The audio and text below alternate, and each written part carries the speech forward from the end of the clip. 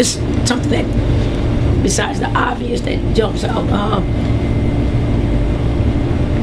Atlanta had 52 points in the paint.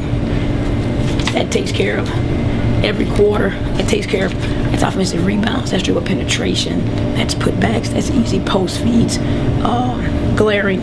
I think the biggest thing was poise down the stretch. Had 4 possessions with turnovers. They got a little bit tougher, and we didn't handle that. We had 3 points in the last 7 minutes, and then Piff scored that 3, so 6 points in the last few minutes. So it wasn't so much of Atlanta executing. They just came at us really, really hard, and I credit them. That's how they play, and we didn't respond. And I told the girls, we were in the locker room quite a long time, we need to get a sense of urgency yesterday. It's no excuse to not finish out. You put yourself in a position when you come out of timeouts, you got to execute a little bit better. If not, you're going to be on the short end of a lot of things. The good thing about it is you don't have time to sulk about it. You got to recognize it. You got to own it. And you got to get ready for the next one. And that's what they're doing right now. 21 turnovers, 11 assists. Which number is more distressing? Both, equally. Equally, just in terms of 15 would have been a decent number to have against a team like Atlanta, and also the fact that we run a lot. We usually have 1 or 2 transition turnovers a half because we're trying to run some transition, which I can live with a couple of those because we're trying to play at a pace that complements our skill set and roster, but they're both equally bad. Epiphany back in the lineup finally. Assess her performance. Yeah, you know, Piff on the court helps spacing. Just because someone can't go double, and we're talking to Sil a little bit about slowing down.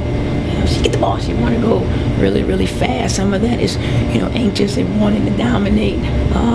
But I think Piff did fine. I think she's going to continue to have a little bit better reaction time defensively. Offensively, her instincts are good. It's just a matter of getting her wind and making sure that all the minutes that she's playing is quality. I got lucky today because a couple of timeouts came when we were getting ready to sub her, and she was okay because I thought I would play her about 18 to 22 minutes. I ended up playing her 25 or 6, I think. How many? 28. 28. Oof. Speaking of quality minutes, Carolyn Swords gave you some big minutes in the first half of the semifinals. She did. And she's not going to make a lot of mistakes in that regard. Sometimes with some of the defensive schemes, you struggle with some of the pick and roll schemes, but she didn't today. I thought we got some quality minutes there, and I'm glad you mentioned that because sometimes when you have a disappointing loss, sometimes you, as a coach, don't point out some of those things. So I did. I thought we got some quality minutes from Carolyn, and we'll need that moving forward. Other than that, are there anything you take away as a positive from this game? It's over. She laughed at me. Are you beyond frustrated with the way that Sylvia Fowles gets pounded game in and game out? I mean, that was just a really huge point in today's game. Patricia. Erica. I like my paycheck. I'm tired of the league taking money away from me.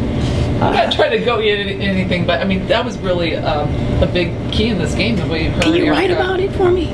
battle. Yes, they battle. I just wanted to keep it legal.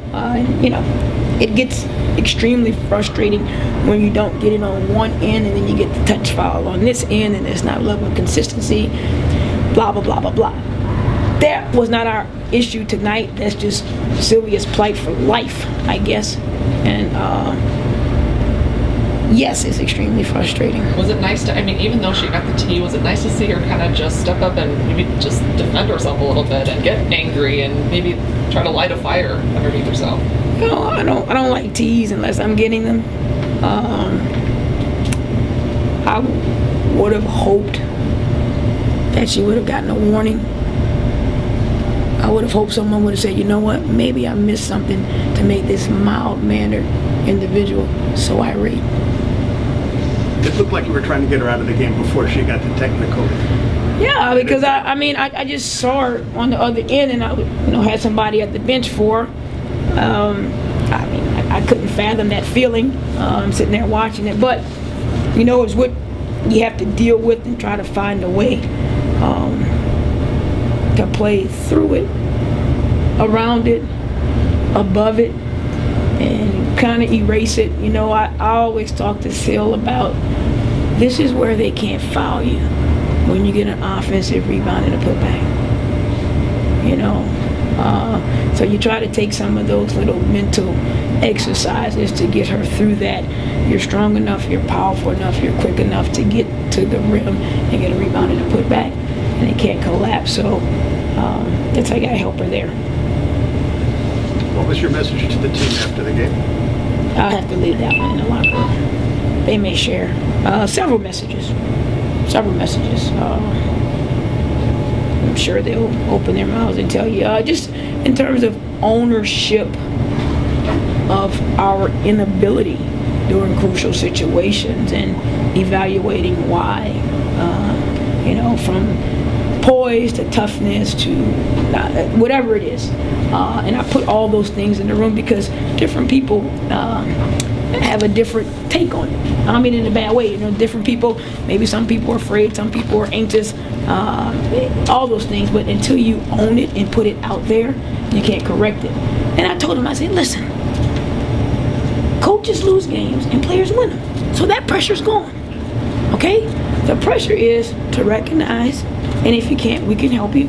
What one or two facets of the game that you need to improve, and then build from there, because you don't want to let opportunities keep slipping by. And I let them talk. And I say, I'm tired of talking. You guys tell me. And some players stepped up and talked. And, but it's about making sure we get a good night's sleep and get back tomorrow at 11 and get ready for Washington. And that's the good thing when you asked about, what was good about it, and I said it's over. It did sound funny now that I'm listening to myself say it, but what I meant by that was it's over, and you have another one coming up on Sunday, so you can get that focus and get some immediate feedback on things you need to correct.